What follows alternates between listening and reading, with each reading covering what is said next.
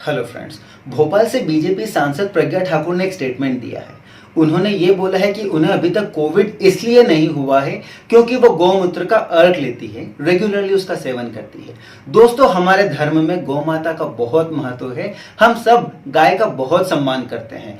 आयुर्वेद में भी गौमूत्र और गाय के दूध दोनों को बहुत महत्वपूर्ण बताया गया है, लेकिन अभी तक कोई साइंटिफिक स्टडी या रिसर्च सामने नहीं आई है। अभी तक कोई रिसर्च नहीं हुई है जो ये साबित करती है कि गौमूत्र का सेवन करने से कोविड नहीं होता है।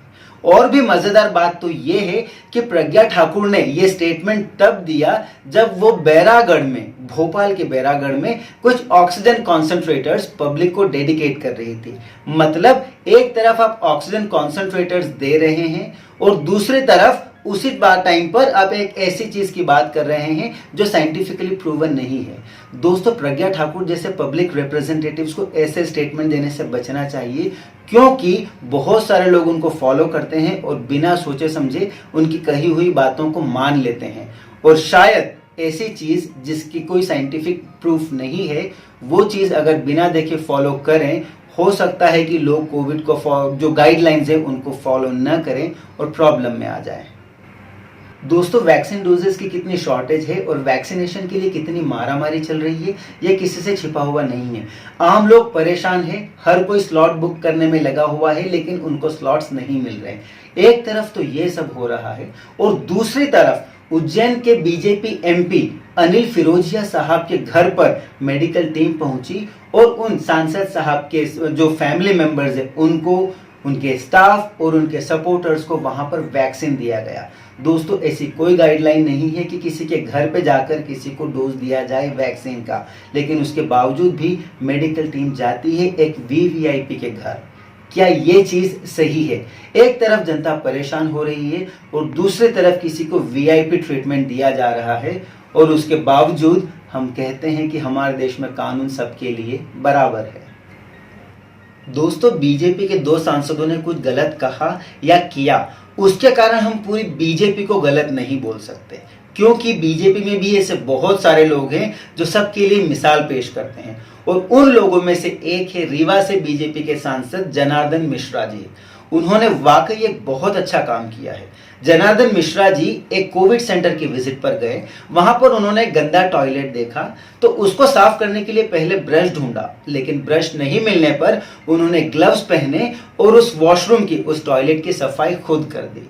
अब कुछ लोग इसके लिए ये बोल रहे हैं कि ये तो सिर्फ एक पब्लिसिटी स्टंट है, लेकिन मेरे ख्याल से अगर किसी ने कोई अच्छा काम किया है तो उसको पब्लिसिटी स्टंट बोलकर नकार नहीं देना चाहिए।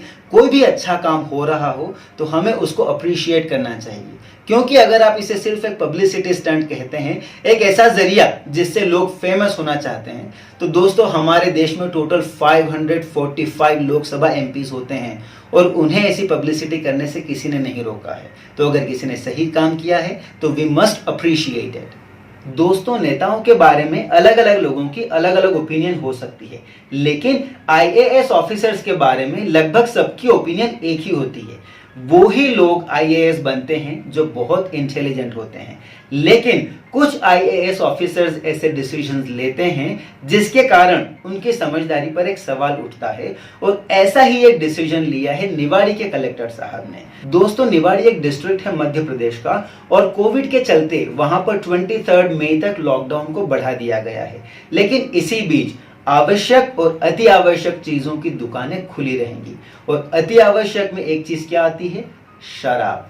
जी हाँ, निवाड़ी के जो ग्रामीण क्षेत्र हैं, रूरल एरियाज जो है, वहां पर शराब की दुकानों को खोलने की अनुमति दे दी गई है। और इसके पीछे जो रीजन दिया गया है वो रीजन बड़ा मजेदार है। ये बोला गया है कि हमने दुकानें इसलिए खोली है क्योंकि पास ही यूपी में शराब की दुकानें खुल चुकी है और वहां से शराब की तस्करी न हो उसको रोकने के लिए यहां पर हमने दुकानें खोली हैं।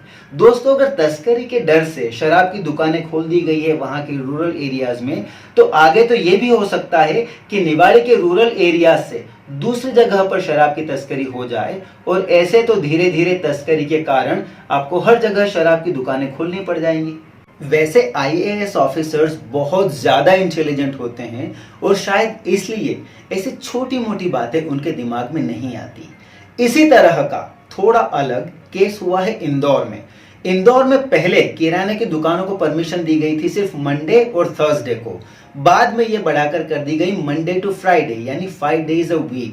अब आप खुद सोचिए कि अगर दुकानें सिर्फ 2 दिन खुलेंगी तब ज्यादा भीड़ होंगी, या जब 5 दिन खुलेंगी तब ज्यादा भीड़ होगी। अब जब 2 दिन दुकानें खुली रही तो दुकानों पर बहुत ज्यादा भीड़ होने लग गई, और तब हमारे यहाँ पर कलेक्टर साहब को एहसास हो गया कि इंदौर की पॉपुलेशन उन्होंने जितनी सोची थी उससे बहुत ज्यादा है, और इसलिए उन्होंने दुकानें जो है वो 2 दिन की बजाय 5 दिन खोलने का डिसीजन ले लिया। तो कभी कभी हमारे IAS ऑफिसर्स जो होते हैं वो जरूरत से ज्यादा समझदारी भरे डिसीजंस ले लेते हैं।